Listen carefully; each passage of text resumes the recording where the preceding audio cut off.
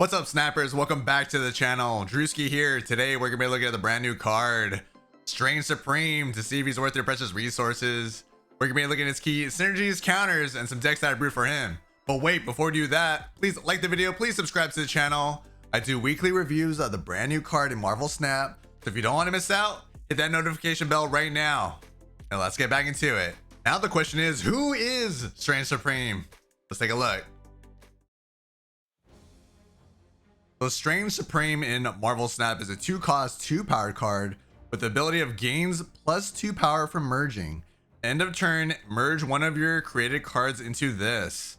So I believe he has a massive amount of fun potential with this card, removing all these created cards from Arishem, Thanos, or any other type of card generation style decks. So if you like having board real estate, Strange Supreme can be your card. Consolidating board space is really important, especially throwing off your opponent potentially.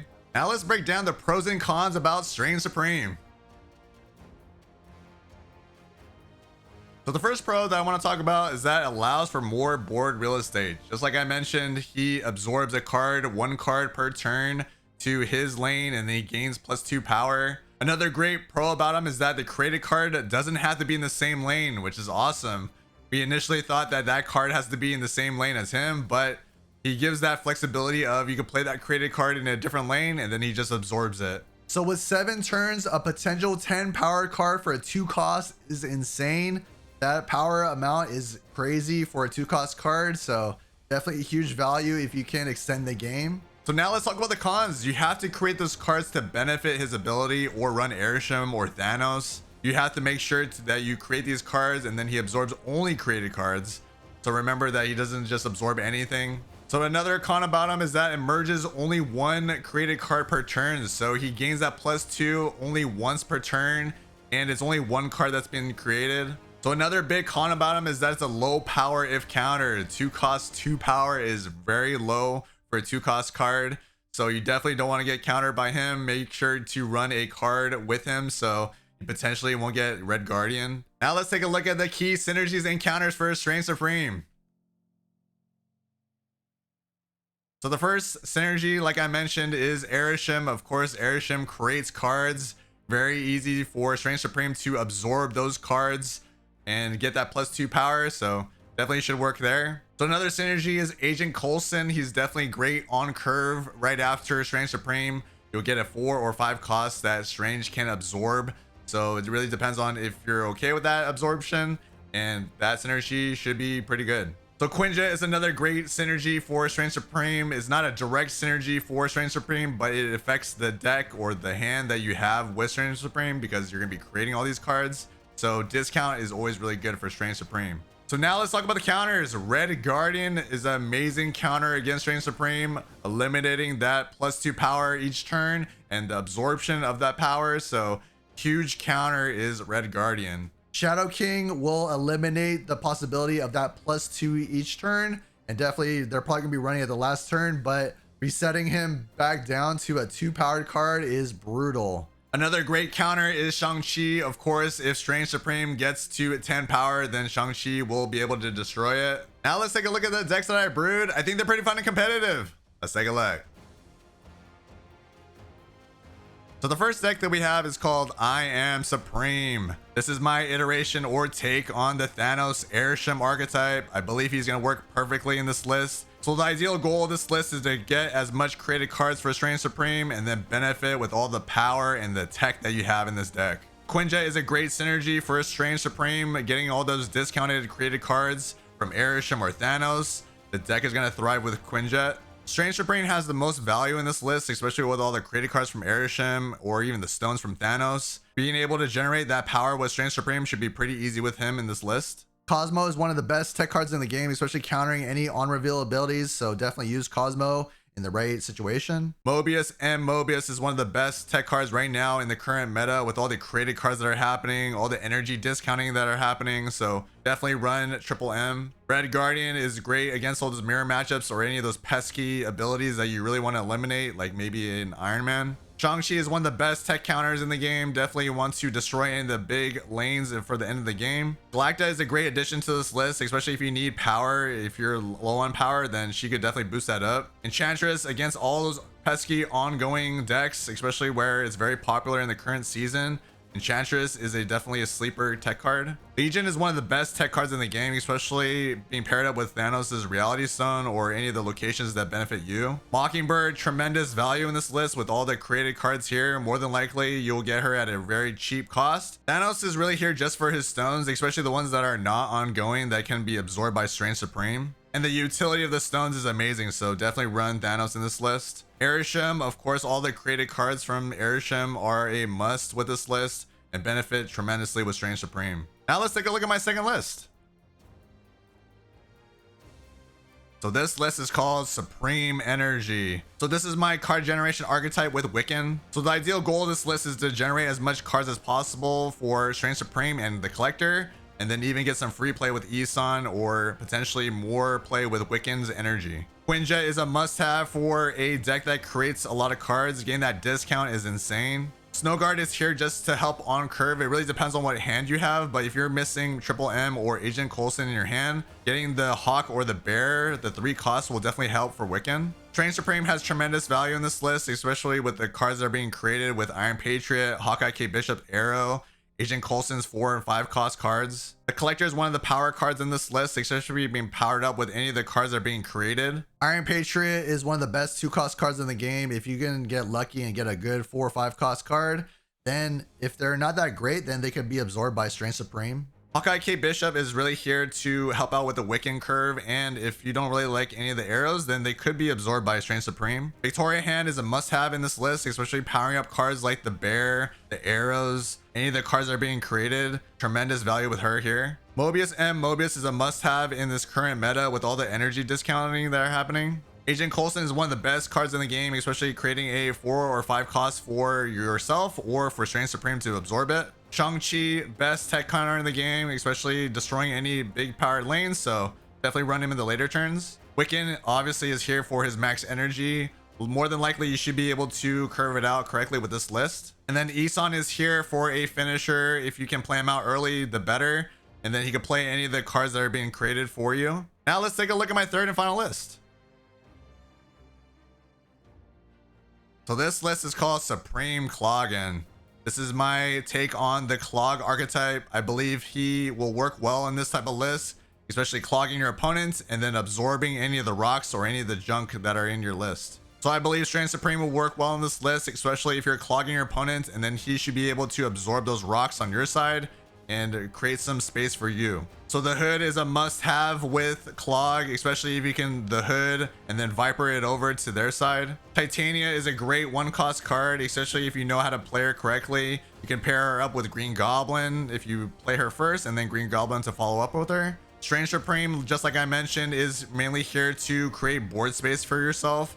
If you create rocks with like debris, then Strange Supreme should be able to absorb that. And then Strange Supreme should be able to absorb any of the arrows that Hawkeye K Bishop creates. Green Goblin, of course, is here just to clog your opponent. Magic here is great just to extend the game, and you can even absorb more cards for Strange Supreme. Debris is here to create her rocks for Strange Supreme, and you could even run Debris in the Misery to flood your opponent with even more rocks. Viper is a must-have in this list, especially sending over the cards like the Hood or any of the rocks on your side. Enchantress is one of the best tech cards in the game, especially with all the ongoing that are happening in this meta. Misery is great with the Hood, getting another demon, or you can run Misery with Debris, just like I mentioned. Or if you have a Green Goblin stuck on your side, you can run Misery and then Green Goblin. Cannonball is great with Clog, especially at the end turns. It really depends on the situation, but you want to definitely run him on a lane that you want to win. And then Gore is here just to benefit with all the honor reveals in this list. There's a lot of honor reveals, so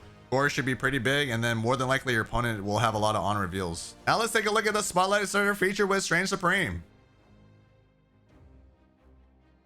So Strange Supreme is with Speed and US Agent. Strange Supreme is a Series 5, Speed is Series 5, and US Agent Series 5. So I believe Speed is definitely a not must-have. He is very good, but I would say in a lot of meta decks, he's not really needed. So I would say definitely pass on him. US Agent is a must-have. His -3 power is still very good, even though before it was a -4 power, which was crazy. But I would say he's definitely one of the best 2-cost tech cards in the game. For the Spotlight variants, I'm not really huge on the Strange Supreme or Speed, not really my style. I think definitely Strange Supreme might have better variants in the future, and Speed definitely has other better variants. US Agent I actually really like. I think it's a must-have if you like US Agent. I think the art style is awesome. So remember guys, to have 4 keys before opening in a week, you definitely don't want to regret on missing on a card or a variant. And remember that snap packs are coming out soon, so make sure to protect your precious resources. Now let's take a look at the community predictions for Strange Supreme. So the community has said S tier 1.5 stars, A tier 3 stars, B tier 2.25 star, and C tier 1/2 star. So the community is leaning towards A and B tier. They are pretty hyped for Strange Supreme. They believe that his ability might be pretty interesting, and you know, I think 210 power potential is pretty good. So here's a community review about Strange Supreme. Thank you again, Stalker, for your response. They said, a great card for cleaning up your board for hand gen cards that not use Vic Hand, but more like Airsham. Possible Loki, the 2 most favorite cards in Snap. Oh, also last but not least, Thanos. So I agree with the majority of this statement. Definitely hand gen or creation card decks are going to thrive with Strange Supreme. Loki and Airsham, of course, are probably going to work with him. So anything that's been generated from Loki will probably get absorbed by Strange Supreme as well. I also like how they're being sarcastic about most favorite cards in Snap. I know a lot of the feedback of the community, they really don't like those 2 cards. So it is what it is. And of course, Thanos will work well with Strange Supreme as well. So if you want to be featured in the next video, make sure to follow my community post about the brand new card in Marvel Snap. Thank you again for your responses. Now let's take a look at my star ratings for Strange Supreme. So for competitive, I gave him a 3 stars. I believe he does have potential, but there are a lot of hoops that you have to go through, like creating cards, or if you're running Airsham, of course, it's a lot easier. But more than likely, it's very situational type card. If you can potentially make him work, or maybe there's a better card at 2 that you can run without him. For fun, I give him a 3.5 stars. I believe that the card can be fun. You know, growing power is fun in Marvel Snap. Consolidating your board, sure, might be fun, but I give him a 3.5 stars just because I think it's fair for him. Flexibility, 2 stars. You saw the homes that I put him in. More than likely, it's going to be a card generation, Airsham, of course, or even Thanos. So flexibility, I wouldn't say he's a plug and play type card. Technically, his ability is flexible, but it's the cards that are around him that are going to be more or less the same. For future changes, I gave him a 1.5 stars. I believe maybe in the future he'll get buffed or maybe a rework. But yeah, I would say more than likely, I don't see him really getting nerfed. I think more than likely he's pretty balanced because like his ability requires a lot of, you know, steps. So it should be okay. Now let's take a look at my final review of Strange Supreme. Is he worth the snapper skip? Let's take a look. So for series 1 to 2 owners, I give him a 1 star. Unfortunately, you're gonna be missing a lot of cards that work well with him. There's a lot of series 3, 4, and 5 cards that push him to be better. So I would say definitely skip on him. Series 3, I would say 3 stars. I believe you do have the pieces that could work with him, but I would say 4 and 5 are leaning towards making him useful. So for series 4 and 5 owners, I would say you're going to be having a lot of the cards that could work with him, like series 3 and 4. But I would say series 5 is a lot of series 5 cards that work better with him. So I would say 3.5 stars are fair for him. So the archetypes that work well with him are Airsham, Thanos, Card Generation, and Clog. With that being said, I would say Strange Supreme, unfortunately, is a skip. I would say he's very niche.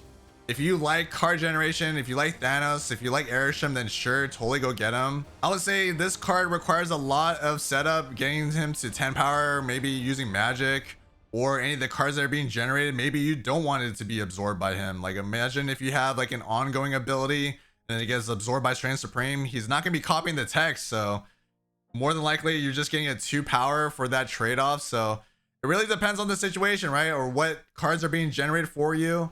So I would say there are other 2-cost cards that I would rather run than him. So I would say definitely skip if you are low on resources. So let me know your thoughts on Strange Supreme. Am I completely wrong? Did I miss any synergies? Did I miss any decks that he works well with? Let me know in the comments below. And if you found this video useful, please give it a like. Please subscribe to the channel. I would love for you to be a part of this amazing community here on YouTube. And I'll see you guys on the next Snapper Skip. Happy snapping.